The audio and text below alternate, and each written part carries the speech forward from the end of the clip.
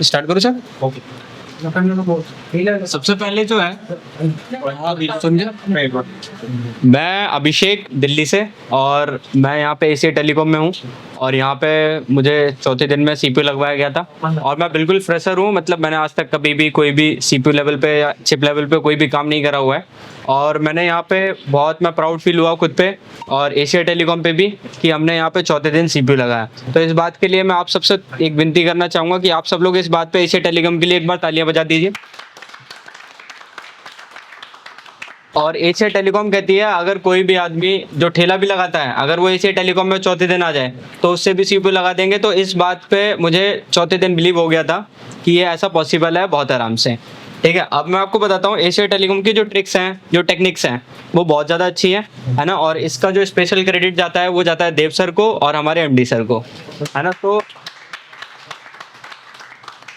अभी मैं आपको एक छोटा सा डेमो दूंगा कि जो हमारी जो यस्टरडे क्लास थी मतलब जो कल की क्लास थी डेड की, उसमें मैं आपको बताता हूँ कि जो हमारा फ़ोन है वो धीरे धीरे मतलब जो है उसकी जो स्टेप्स हैं बूट होने की, मतलब पहले कहाँ से चालू होता है फिर क्या होता है, मतलब एक जिस तरीके से फ़ोन चालू होता है उस तरीके से मैं आपको एक्सप्लेन करूँगा और शायद से आपको समझ में आए काफ़ी अच्छा। आप देखिए, ठीक है।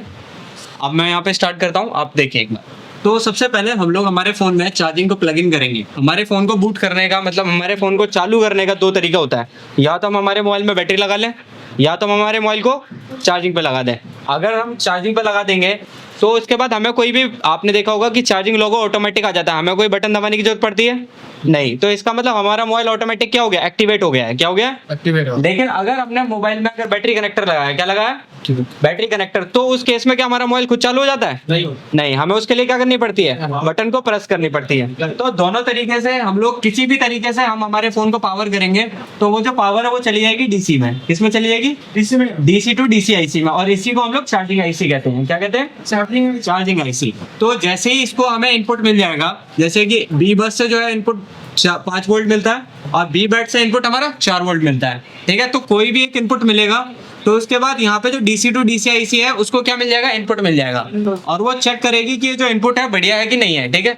तो यहाँ पे सबसे पहले जो है वो अपनी स्विचिंग करेगी और बूट स्विच करेगी। तो यहाँ पे सबसे पहले 3.6 बीपीएच क्रिएट करेगी वो, ठीक है। फिर इसके बाद यहाँ पे चेक करेगी कि जो बीपीएच मैं भेज रही हूँ वो एक्यूरेट है और जो हमारा जो इनपुट है वो एक्यूरेट है। तब इसके बाद वो एक सिग्नल भेजेगी। क्या भेजेगी, सिग्नल भेजेगी, सिग्नल 1.8 का। तो ये 1.8 का जब सिग्नल जाएगा और बीपीएच जाएगा तो हमारी पीएमआईसी क्या हो जाएगी, एक्टिवेट हो जाएगी। क्या हो जाएगी, एक्टिवेट, क्योंकि अब पीएमआईसी को भी क्या मिल गया, हमारा एक्टिवेशन सिग्नल, कि अब एक्टिवेशन उसको सिग्नल मिल गया है। तो अब जैसे ही पीएम जो हमारी पीएमआईसी है उसको एक्टिवेट हो जाएगी, फिर इसके बाद वो क्या क्रिएट करेगी, सबसे पहले हाई एलडीओ क्रिएट करेगी, फिर दूसरे नंबर पे क्रिएट करेगी लो एलडीओ, ठीक है। और फिर ये वाले जो एलडीओ है वो दोबारा से कहाँ चले जाएंगे, पीएमआईसी में, ठीक है। और ये जो अब पीएमआईसी से जो ये बने हैं, क्या नाम है, हाई एलडीओ लो एलडीओ, तो ये सब कहाँ किस तरफ चले जाएंगे, सीपीयू की तरफ। अब सीपीयू में जो वोल्टेज है वो अनस्टेबल रहते हैं। कैसे रहते हैं, शुरू में अनस्टेबल रहेंगे। तो जब सीपीयू डिटेक्ट करेगा कि जो सारी पावर्स हैं क्या है, आ गई हैं, तो यहाँ पे पीएम क्या भेजेगा, सीपीयू का एक सिग्नल भेजेगा कि मैंने सारी जो लाइन्स हैं उनको क्या कर दिया है, सप्लाई कर दिया है। तो उसके फीडबैक में सीपीयू एक पीएस होल्ड भेजेगा। क्या भेजेगा, सीपीयू भी एक सिग्नल भेजेगा पीएमआईसी को। तो जब पीएमआईसी आ जाएगी, जब पीएमआईसी को सिग्नल मिल जाएगा तो सारे वोल्टेज क्या हो जाएंगे, स्टेबल हो जाएंगे। और जैसे ही हमारा सीपीयू एक्टिवेट हो जाएगा, क्या हो जाएगा, सीपीयू एक्टिवेट, वैसे ही हमारा मोबाइल क्या बना देगा, पोर्ट बना देगा।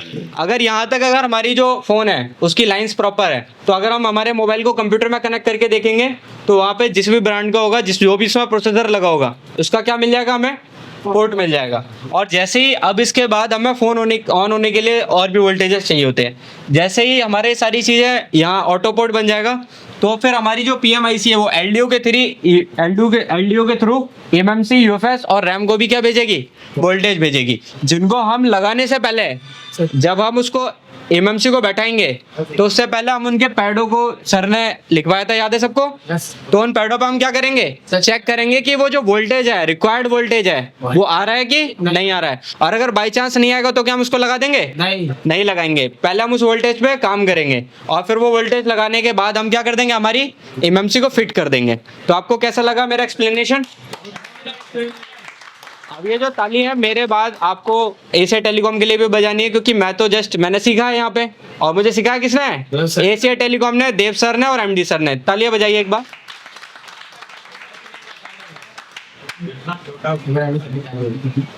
बहुत